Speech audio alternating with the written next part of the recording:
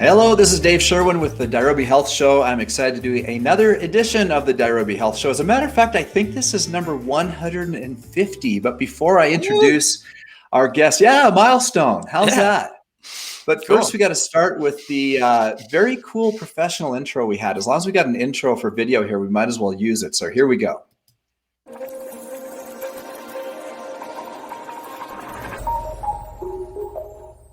Well, this is Dr. Skylar Pond, and him and I go way back because we did an interview previously to this, and due to audio technical difficulties, it just did not ever make it to publication. And it took us a few months to get back together, but I'm so glad he was willing to redo and come back on. And Dr. Pond, before I bring you into the show, I'm going to read your bio and let people get to know a little bit about who you are, where you're coming from. Dr. Pond is an athlete, and his life took a turn towards sports medicine when he suffered a tear in his right shoulder while pursuing a passion in competitive rugby. The options posed to him were to A, get the shoulder surgically repaired, or B, stop tackling people and having fun. So he chose C, develop a demanding and experimental shoulder stabilization routine and continue to play pain-free. After his successful experiment, he was inspired to pursue a degree that would give him the opportunity to share that same level of success with others. Now he is a sports chiropractor. He currently helps the Seattle's Pro Rugby Club, the Seattle Seawolves, and the Ivan Salaverry MMA team. Mm-hmm. And so Dr. Pond is still actively involved in athletics and sports and helping athletes to work through their injuries. But he's got a lot of great info on some of us that are maybe not so competitively or professionally athletic as well. So Dr. Pond, thank you so much. Oh, thanks. Thanks for having me back again. This is fun. That was so many months ago that we did this, and it was, you know what? It was just worth it for the conversation. No regrets in losing that one. So yeah, let's see if we can level up. Now we have leveled up because now we're video. Now it's not just audio, but people can actually see you. You have an infographic now. You have a video graphic before. I mean, we're already on another planet. Yeah. That is legit. Yes, it's official. Is there anything you want to add to your story or bio before we jump in, or anything important about your background that you want to mention to people before we get into my questions? You know, outside of lockdown restrictions and such, I still coach youth rugby. I have 2 children. You can see in my coffee mug here, all my boys. I coach their youth rugby programs here in West Seattle. Looking forward to getting that going again. With Ivan Salaverry MMA, they actually roped me in. Now I'm competing on that team as well. I do Brazilian Jiu Jitsu, both gi and no gi, and just kind of continuing to take the lessons I've learned in the past and apply them in the present, and just keep moving forward. Have you always been an athlete since you're a little kid, or what was your upbringing like? I always like to ask the backstory because I've had very, very fit and successful people on this podcast, but the variety of backgrounds that I've had has been pretty amazing. Some who are raised with what they consider a pretty low level of health understanding, some very high. Tell us about your backstory. That's interesting context. I was born in Lahaina, Maui.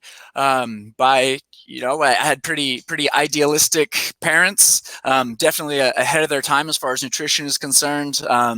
Everything was macrobiotic and vegetarian, and we grew up out here in Olympic Peninsula in Port Angeles, Washington. And being a family, I've got 3 brothers of kind of outliers. You know, if you're in a logging community and you're all a bunch of, vegetarian hippies with names like Skylar and Eden and Forrest, well, you better be good at sports, Okay. you better bring something to the community, so if you're not going to be out there knocking down the trees with everybody else, you better win us some football games. So that was a big part of our identity, and maybe put a little chip on our shoulders, to have to perform a little bit harder and play a little bit better. And I was told many times by many physicians, many opponents, that you just can't get strong if you're a vegetarian. But it's like, well, I mean, I knocked you down all day before you told me that. But that was always kind of part of the fuel, part of the fire, part of the fun of kind of growing up a little bit differently. Was Are having you still that chip a on the shoulder. vegetarian? I do a lot of different things with my nutrition now. And I'm not not really vegetarian right now. No, I did last year. Last year from January through the end of December, we did, the whole family, we did a vegetarian. Well, I called it vegetarian plus ribs, which to me means no casual meat, like no filler meals like that. If it was something special, someone prepared a rack of ribs for me, I'm not gonna walk away and have a salad, like only special occasions. I found that my body responds extremely well to vegetarian diet. I don't lose any size, any strength, any body composition changes. If I make up my mind to get stronger and bigger while eating vegetarian, I absolutely can gain 8 pounds lean, and my back squat can go up, my deadlift can go up. I can just get a little bit more focused and have a little bit more purpose behind it. That was my experiment last year. See if I could switch to vegetarian and continue to have success in combat sports and Brazilian Jiu Jitsu. It's interesting. I wish I could remember who said this comment and give them credit. But last year sometime I was listening to some podcast and someone said, be a vegan and eat a little meat. And I always thought that was a fascinating concept, but it sounds kind of similar to what you just said.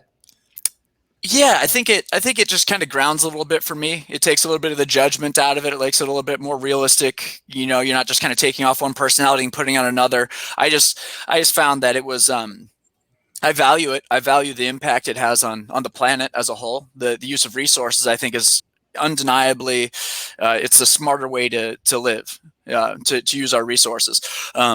But I don't think it's necessary to put a bunch of judgment and snobbery into it as well. If I want to have a big crazy burger with a friend, I'll do it. But I don't need that in my daily intake of calories. No. I love this concept of functional medicine. Like you, I had a shoulder injury years ago, and I had the same choices. I can totally relate to your story because for me, this was a 4-year story. For 4 years, I dealt with a bum shoulder, basically. Mm-hmm. And the doctor, I did do cortisone shots, which I wish I would have known better what I was doing back then. I did do cortisone. I didn't do the surgery. And now my shoulder is good. And this is a long time ago. And I'm so glad I didn't do the surgery. So to me, that choice of going natural and doing strength training and mobility was the smart choice. No, I'm not saying it always is. It is a time for surgery and for some cases. I'm not a doctor, and I'm not saying that everyone should always avoid surgery at all costs. Right. It's not the case. But in my case, with my shoulder, I'm glad I didn't have surgery. You went through that. Yeah, I'm in the same boat. Go ahead. Well, I'm in the same boat. It's my job to help people to have options. That's why people come to me. That being said, I've worked on 2 post-surgical shoulders this morning. Patients of mine that needed shoulder surgery. They exhausted the other options, or they had an acute accident. I had a bike crash, and the other one was an MMA fighter, and the labrum was just thrashed. I work with some of the best surgeons in the area. I go to a long way to make sure that happens. But it's also very important that everybody comes to my clinic has as many options as possible. If you'd like to avoid it, we know how to get you to that pathway to have most success with it. You've brought up something that I haven't thought of or ever shared on this podcast. I'll share it with you real quick. I noticed, and I picked up on how important it was for you to know good physicians. Mm-hmm. I had a serious injury a few years ago. As a matter of fact, I shattered my lower leg. There's metal from knee to ankle now. Both bones, fibia, tibia, shattered. There's multiple pieces. It was a bad injury. And it took me to the emergency room. And as I was lying there, one of the nurses, he said to me, so do you have a doctor? Do you have a physician? I said, well, not a orthopedic.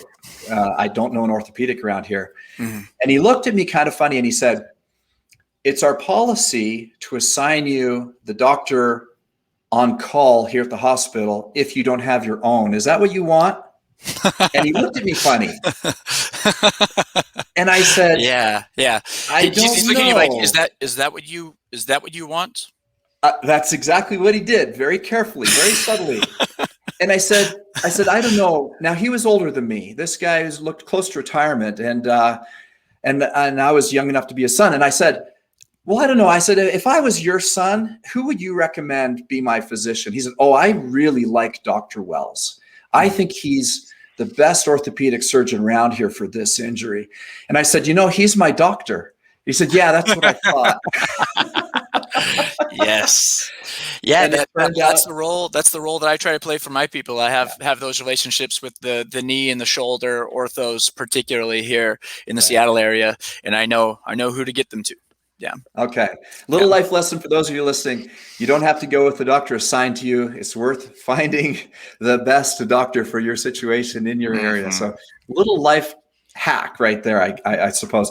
So let's jump into functional medicine just for a minute. So we've been kind of laying the groundwork for that in our discussion Mm-hmm. about healing shoulder naturally versus surgery and those big decisions we all have to make. But functional medicine, give us a quick Mm-hmm. definition and your thoughts on functional medicine. Well, functional medicine can be applied different ways by different scopes of practice and different practitioners. I imagine a traditional definition of that would be kind of in our naturopathic scope of practice here in Washington, and I work with naturopaths within my clinic here.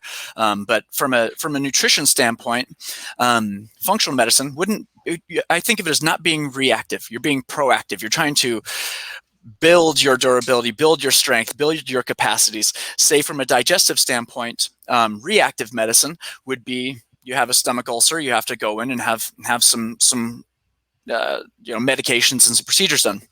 More of a functional medicine standpoint would be doing an assessment of your gut biome and having a look at what's going on in your biome of your stomach and trying to figure out, well, yeah, we know you're healthy, we know you don't have an ulcer, but what could you do to optimize your health here? What can be done? Right. What foods can you take in, take out? Supplements can you take in, take out? Same thing from a blood panel. Like I'm like you, shamefully I don't really have a doctor. I have emergency doctors. I have orthopedic help when I need it, because when I take a blood test, it's hey, everything's okay. We don't see any cancer signs. We don't have any AIDS. Like no disease, no acute processes here. Yeah. If you do that with a functional medicine doctor, you'll get a totally different response. They'll say, okay, you have work that needs done. You are not optimized in your B12 levels. No, you don't have pathologic levels, but if you up to this level, you could have improved performance, improved health.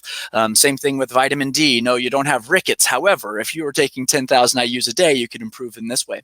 So you could take the same thing physically. Yes, your shoulder is not broken, but if we improve your scapular stability, you could press overhead 15 more pounds with no pain. So you could really take that simple concept of functional medicine and apply it into multiple different avenues of health, wellness, and performance. And I suppose whenever I'm thinking of that perspective, I'm thinking about building up durability, building up capacity, not waiting for the deficiency, the injury to come around, but to build up your reserves while you're ahead of the game. You can do it in a number of different ways. One of the ways that we teach, I'm not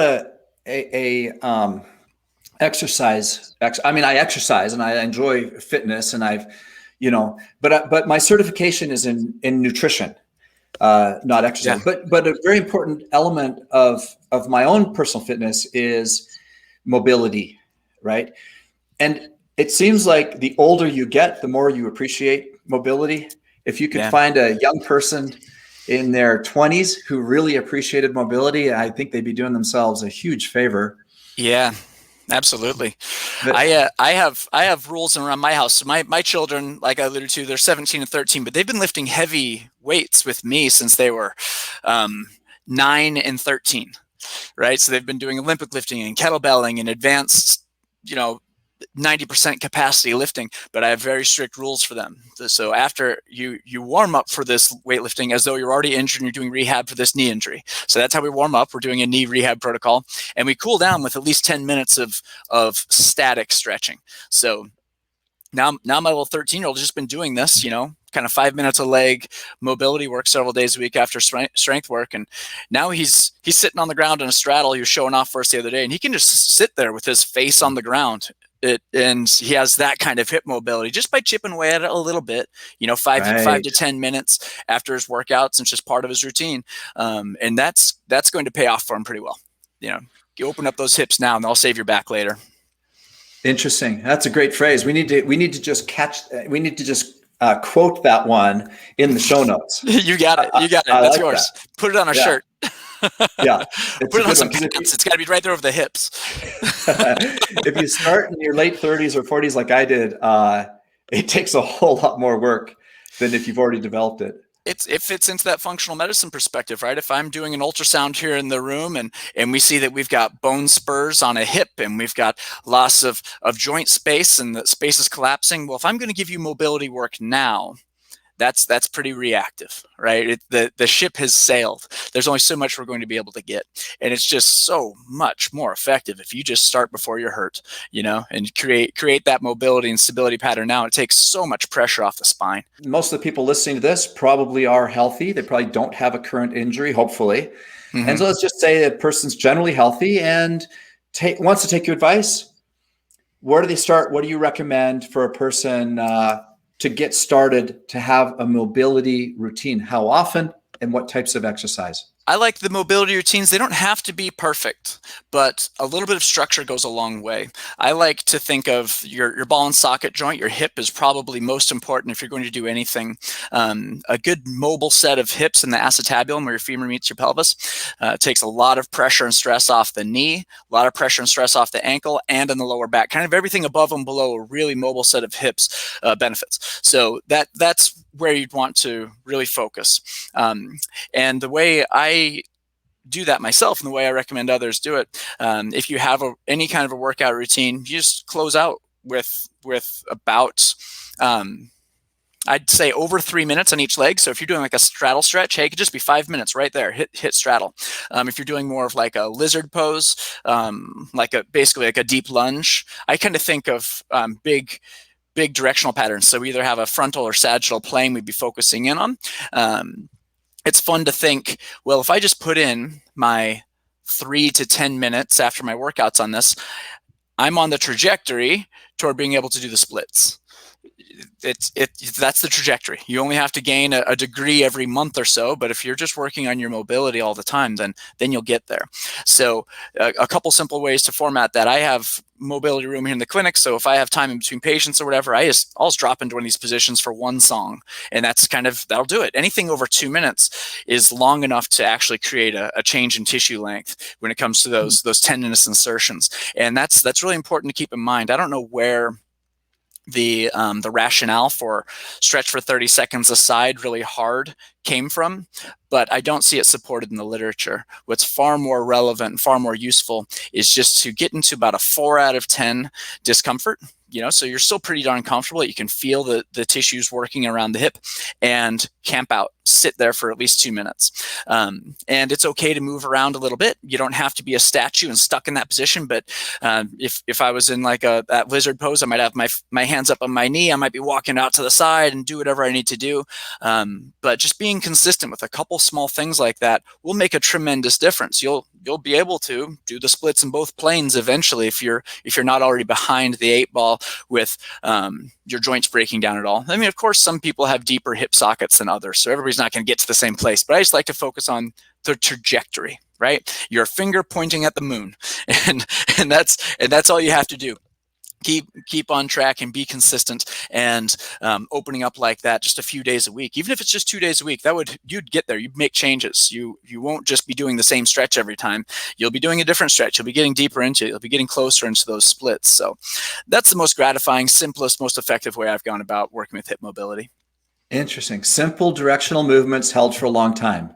Yes. Yeah, it's basically Yin Yoga. There are great apps for it. You could go to like Ramwad, like that website, and it leads you through basically 4 or 5 yin poses like that. I did that for a while, recommended it to a bunch of patients, and I realized, well, I kind of know exactly what this is. This could be a black and white handout of 12 stretches, and I'll pick up from here. But that's something I've recommended to a lot of patients over the years, just to get some momentum going, have something to follow along with. I don't know, it's under $20 a month, and if you can just do that for a few months and get a pattern established and learn what you like and what you don't like, it's money well spent.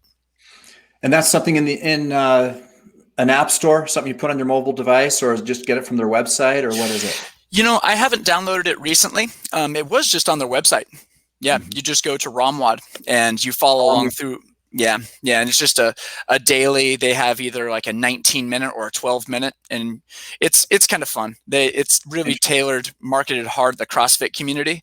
So you've got these beefcakes stretching out with like barbells loaded down with 400 pounds in the background and chains hanging from them and chalk everywhere, and no one ever touches any of those props. They're just there to make you feel okay about stretching. It's kind of like it's like a bro-friendly atmosphere for mobility. One of the things I've been learning through just personal experiences as I get older is the value of daily movement. Back in the 90s, I was a 3 workout a week guy, and that was what was commonly believed, is if you exercise 3 times a week, boy, you'd be just golden. You'd be a fit person, right? Yeah, we all believe that, and still to this day, I hear people talk about 3 times a week. But the fact is that as we age, we tend to get less and less mobile. And then there comes a day, if we've really done a bad job, where we might be in a wheelchair as we spend so much of our life sitting, hunched forward over keyboards, shoulders rotated forward, neck forward, and we just never kind of break out of that. And so really, I'm trying to do something 7 days a week. I'm trying to stand every hour. Apple's done an amazing job with their watch, Fitbit. There's a variety of great tools that help us with this. We've shifted from what I can see in the whole fitness community, 3 times a week to be a fit person to, if you want to have great longevity, if you want to be golfing in your 80s, if you want to be active till it's over, then you've got to be doing something every single day. Thoughts on that? Well, sure. You're describing an active lifestyle. So, and that's different from just checking the box and doing the bare minimum to maintain strength. I think you hit the nail on the head on how critical that is. Especially as you grow older, our bodies are what we use for freedom. It's what gives us our access to experience anything we want. Walk, run, play, roll, dance, jump. But as we get older, our bodies will become a solitary confinement prison cell if we allow it to do so. It's a material that wants to shrink, right? You could think of it like those walls that close in Star Wars. They're always kind of coming in at you, and whenever you take your hands off those walls, they're going to creep in on you a little bit. So the active lifestyle is how you maintain that mobility in that space.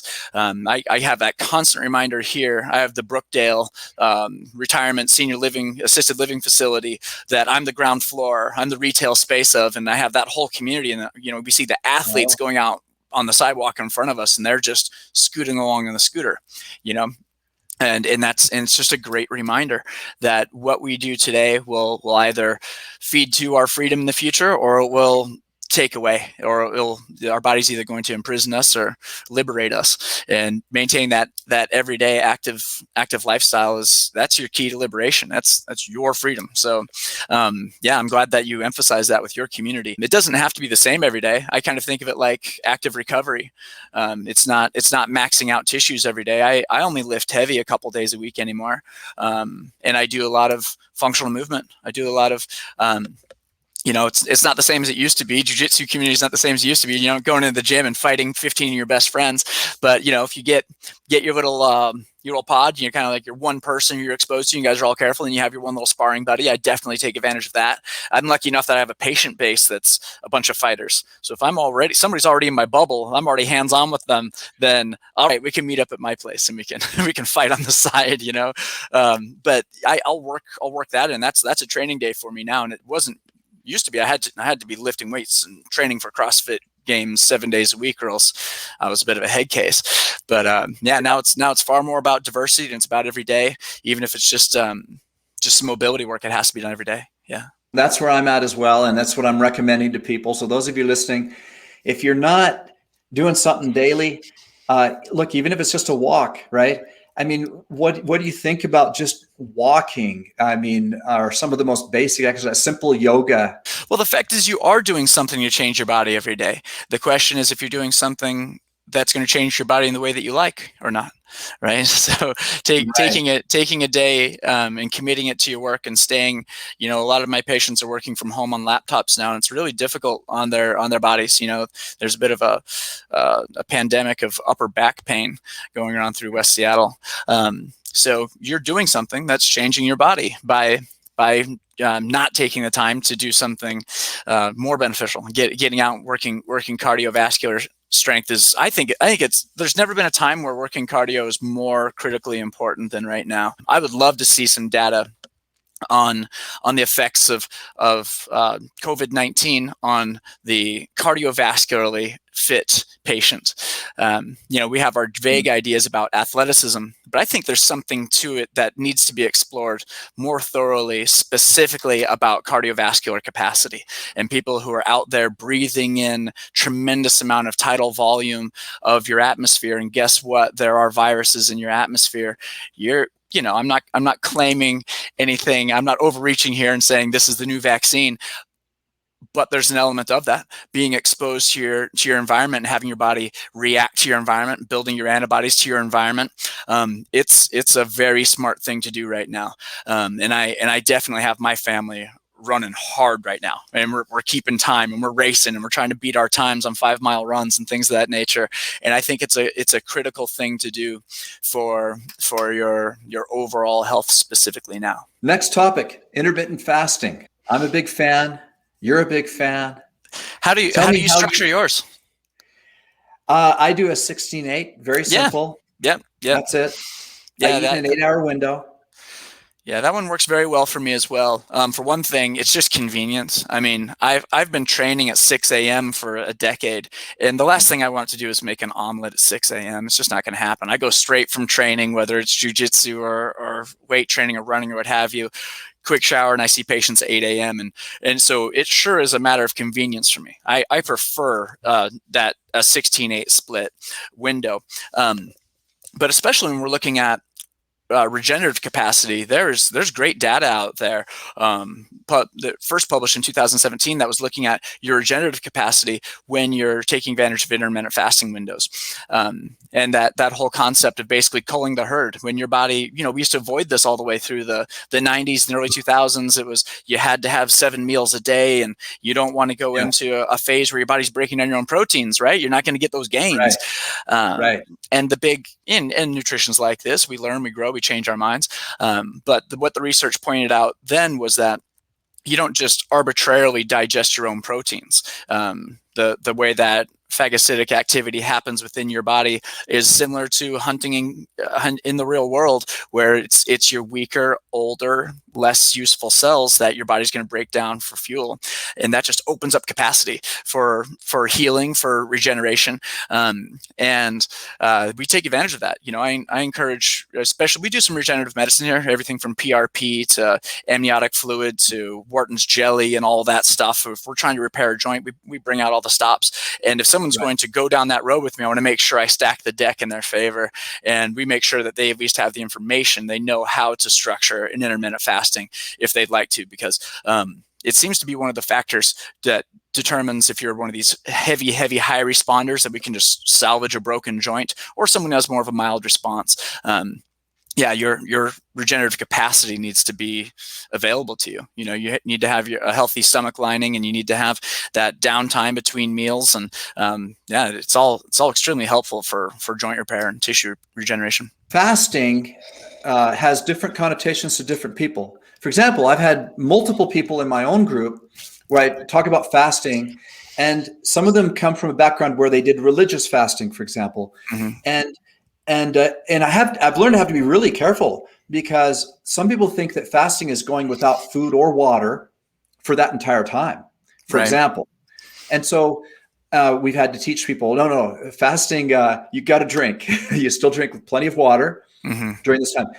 But also, in addition, I take some of my supplements, those that do well without food, during my fasting window. And I also take electrolytes, and I take salt in my water as I'm exercising. Would you talk to that and any other things that you advise people do ingest during their fasting window?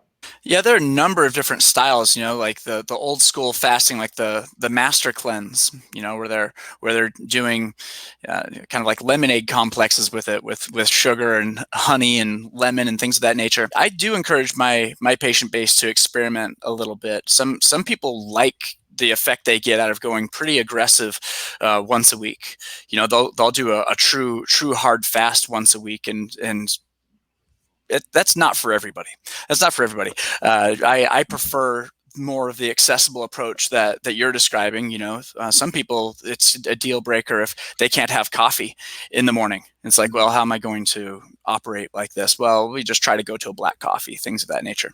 Yes. Yeah, agreed. Yeah, some of the people who I've seen who really go off the deep end with this, they're doing it because they're getting such great results. Like their joints are just turning around, and they're in a positive feedback loop in the way they go. But that's not how high I set the bar. I keep it very simple and accessible, a lot like you do. I go with the 8-hour feeding window, and I'll basically, if you just kick your breakfast back to 11 a.m., pretty much everybody's there, right? That's pretty much the name of the game. And it's so simple. You don't even have to tell them it's intermittent fasting. You can just simply say, eat a late breakfast, early lunch, and they'll pretty much fill in the blanks themselves. I'll tell you the biggest key for me. I have a sweet tooth. Okay. I love treats. I like chocolate, and I haven't eliminated that from my life. I've just cut it way back. Mm-hmm. But what I found is that like everyone else, I mean, we tend to be tempted by sweets late in the day. Like in the morning, if someone put a donut and orange juice in front of me for breakfast, it would make me want to throw up. But put the same donut, put me right back to bed. Like I'd have that glucose spike, and that's it. That's not fuel for me. Yeah, me neither. But if someone shows me that donut after dinner, I'm much more tempted. Mm-hmm. And so what I found for myself and for many of my clients too, is that hard stop after dinner, eat a healthy dinner and stop eating. What they're eliminating from their diet that they would have eaten is half of the magic of intermittent fasting, in my opinion. For many people, stopping eating at 6 or 7 p.m. at night is part of the magic. That's a really good point. Yeah, you're not even having to guide them qualitatively. That just kind of addresses itself. If someone's going to pop open a bag of Cheetos, it's probably going to be at 11 at night. That's right. That's a really good point. I hadn't thought about that. I love that sort of thing where you kind of let people make up their own rules and they fall into what you were hoping they would. The opposite is true. Like with a paleo diet, you never tell someone how much to eat, but they always eat a little bit less because it's for the same reason. It's not, you don't have that convenient pop open a bag of Cheetos kind of a situation. And the caloric intake ends up going down. It's like the Canadian strength trainer, Craig Bongelli, was on my show last year, and I'll never forget this line. It's one of the best lines I've ever heard in health. He said, "No one craves broccoli at 9 o'clock at night." And that is absolutely true. If you just think about what do people crave after dinner? I haven't been through Taco Bell in a while, but I don't think they have that on the 24-hour drive-through menu. No. And so probably not. That's a huge part of it. Well, listen, I've kept you a long time, but I want to cover just one more thing. You've mentioned your children a couple times, and I'm sure there's lots of parents listening in. And one of the things we're working on in our society is healthier children, right? The government is struggling with healthier menus and has been for a few years. And overall, we see childhood obesity at all-time highs. There's just a lot of problems with kids. I love how you talk so passionately about your children's health and their fitness and their goals and the fact that they lift hard and they do mobility. Talk to the parents out there about things they can do to have healthy kids. Well, you have a lot of great opportunities. There's a lot of low-hanging fruit. Their current situation is one that's desperately unhealthy. It used to be the notion that screen time was something to be limited in the house. Remember that? It was only a year ago. But now screen time is their life. If they're not on the screen, you're going to get a call from the principal if they skipped class, right? Right. You can't go wrong. These kids need so much help, and they need so much guidance, and they need to be challenged so hard. Something I'm excited about. It starts from the mental space and then it goes into the physical space. It's very difficult to do things that are challenging if you're lacking a little bit of self-worth, if you're filled with self-doubt, if you're isolated, if you're a little depressed. And there's an epidemic of that going on right now among the youth. We've had a couple middle school aged kids here in West Seattle commit suicide this year. Wow. Kids are isolated, they're hurting. They need everything they can get. They need to feel really loved, really secure. They need to feel really challenged. They need to feel that there's a big, difficult, exciting, dangerous world for them to go out there and take control over, right? These children aren't made to hide, but that's what they're doing. One thing that my wife and I did, I surprised my whole family with meditation training for a Christmas present. So we did Transcendental Meditation, just because listening to a lot of podcasts, it seems like if you're talking to some guy who's been meditating for 30 years, a lot of the time it's this TM technique. So we got them going with that, and it's been going for a few weeks now. My kids they're just doing it. They wake up, they meditate in the morning, before dinner they meditate again. They're getting about an hour in a day when it's all said and done, like they're getting like 5+ hours in a week, and they enjoy it, and they're taking ownership of their mental space, and they're kind of seeing what's their thought and what's really kind of the community's thought, and getting a little bit of space there. I think setting that framework and that groundwork has been a huge tool for the health of my kids. And of course, just making sure that they feel loved, supported, challenged, and empowered to take on challenges and scary risks. And children really need that right now. Yeah. They cannot stay home and stay safe healthily. Not Right. for long. Right. They need to be challenged. They need to be empowered to take on difficult challenges. As far as the other elements of physicality, like I said, I'm pretty assertive with my physicality with my family, because I'm their home strength coach. I get to work with them one-on-one directly, and that's something that I would encourage any parent to do. If you have the ability, if you have the background, if you have a skill, a physical skill, do your best to share it with your child and see if you can get them on your level. For me, I was really into competing in CrossFit and kettlebelling when my kids were at that perfect age. I wanted to introduce this, so now they're proficient in Olympic lifting and kettlebelling and all of this. And we go very, very heavy. But I know better than to recommend that for everybody. I've worked with my youth rugby teams, and when I tell them to do what my kids are doing, it's not safe. It doesn't work. Right. We kind of glorify the movement patterns of a child. Kids move perfectly. If it wasn't for these laptops and whatever CNN, then they'd have a perfect squat. It's not true. Ask a child to squat down and show you what a squat looks like. It's not good. It's quite bad. The knees collapse together, the back rounds, the foot falls. Because they don't have any reason. They don't have any guardrails. If I squat like a healthy 9-year-old squats, everything in my body hurts, right? Yeah. It's a terrible way to move. Hurts my knees, my back, and my neck. But their joints are made of sunshine and smiles, and it doesn't matter how they move. They're still going to feel the same. They don't have that cue, that feedback. So getting children going, even if they're not going to go heavy weightlifting, it's really, really advantageous. It's important to get a child to move as though they are a heavy weightlifter, as though they're a power lifter. That way they're saving up the capacity, right? If they're moving in a way where it would be safe to squat down and pick up 700 pounds on a deadlift, then they're more efficient through all their movements going forward. And you're setting in the pathway of sparing the joints and moving in a more efficient manner. Whether you're going to go off the deep end as I have, or you're going to stay in the shallow zone, teaching an optimal movement pattern is a wonderful gift to give to your children. They should know how to back squat, front squat, deadlift, overhead press, how to breathe, how to lock in. It's a lifelong tool, lifelong gift that will diminish the needs for seeing guys like me in the future.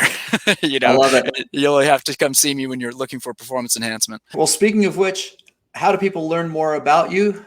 Have you got a website, social media? What have you got? Sure, I've got all the stuff. If you're going to go to my social media, you're pretty much just going to see me and my kids being goofballs, jumping in water and whatever. And you'll see me ranting and raging about how schools should be open in Seattle. So if you want to deal with that, come find me on social media. Heavyweight Spine Straight is me on Instagram. Strength as Medicine is the clinic's Instagram. Skylar Pond on Facebook. My clinic's name is Sports Medicine Northwest. So we abbreviate that down. You can look at that. I've got that domain as well, but sportsmednw.com. That's where you can get a look at all the therapies that we do and get a look at the clinic and the bios of the staff and all that stuff. And yeah, usually I invite people. You can go ahead and send me an email if you have a question about anything we were just talking about. You want to have a quick exchange. It doesn't take a lot of bandwidth for me. I'll be happy. I always get back to folks. So you can just go to the info at SportsMed right there on the website, shoot over a question to me. I'll be happy to kind of give you my 2 cents. And if you're looking to follow through on something like this, hey, I'd like to learn how to squat so I can share with my kids, I'll help you out with that. I'll get on the Googles and direct you to a good practitioner in your area who can get you going. I usually go with a clinical athlete for that. That's a network that I'm part of physical therapists and chiropractors and people who are doing a lot of the research and the heavy lifting on movement therapy and how to do it well, what to avoid. So yeah, clinicalathlete.com. Clinical athlete. Yeah. It has a directory map on there. It is a wonderful rabbit hole. You have some good, smart researchers just lobbing conversations back and forth at each other. It's a whole education. Just go into one of those threads and watch people explore exercise science and youth and strength and conditioning. It's a treasure trove.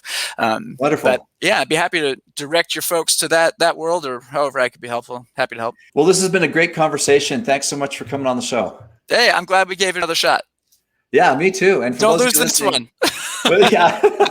Hey, this one is right now on YouTube. You can go watch it right now. And so you know what? I'll do it again. Go ahead and lose it. I'll see you next week. We'll do another one.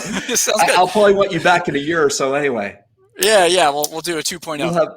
We'll have more stuff to talk about. Well, yeah. Dr. Scatterpond, thanks for being on the show. My pleasure, Dave. And those of you listening, this is Dave Sherwin wishing you health and success.